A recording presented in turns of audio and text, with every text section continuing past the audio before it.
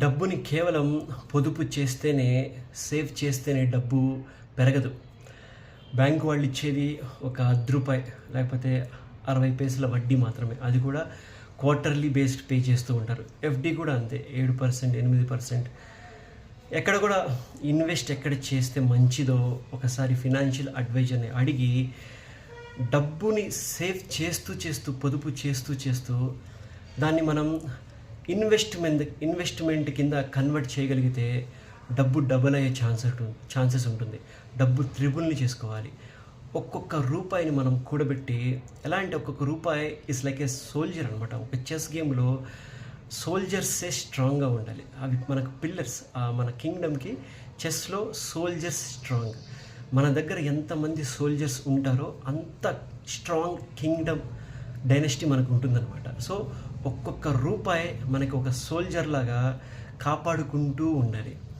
ప్రతి సోల్జర్ని మనం ఎక్కడో చోట తెలివిగా రాజుకి చెక్ పెట్టినట్టు డబ్బుని కూడా మన లైఫ్లో చూసి, ఆచితూచి ఆలోచించి, నలుగురితో మాట్లాడి, ఓహో పలానా వాళ్ళు ఆ ఏరియాలో మంచి ప్రాపర్టీ ఉంది అట, ఆ ఏరియాలో మంచి భూమి ఉంది అట, రేపు ఫ్యూచర్లో అక్కడేదో ఇండస్ట్రీస్ రాబోతున్నాయట, ఫ్యూచర్లో అక్కడేదో మెడికల్ కాలేజ్ వస్తుంది అట, సంథింగ్ ఇలాంటి కీవర్డ్స్ పట్టుకొని మనం భూమి మీద ఇన్వెస్ట్ చేసుకోవచ్చు.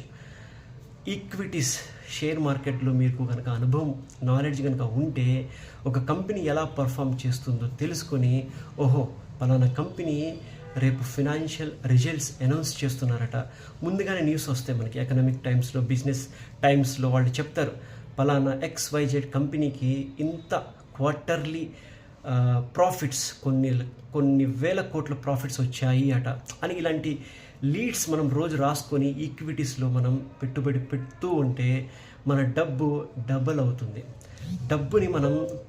డబ్బు పనిచేసే విధంగా మనం డబ్బుని యూజ్ చేసుకోవాలి. మన కోసం డబ్బు పనిచేయాలి. అలా అని చెప్పేసి విచ్చలవిడిగా ఎక్కడ పడితే అక్కడ తెలియకుండా ఇన్వెస్ట్మెంట్ ఎప్పుడు చేయొద్దు. ఫినాన్షియల్ అడ్వైజర్ సలహా మేరకే మీరు ఆచితూచి నాలెడ్జ్ ఉంటేనే బిజినెస్లో కానీ లేకపోతే ఎక్కడైనా ఇన్వెస్ట్ చేయడానికి ట్రై చేస్తూ ఉండండి. డబ్బుని మనం రీఇన్వెస్ట్మెంట్ చేస్తూ ఉంటేనే, ఒక జాబ్తో పాటు వేరేది ప్యారలల్గా మనం డబ్బు సంపాదిస్తూ ఉంటే లైఫ్ హాయిగా ఉంటుంది.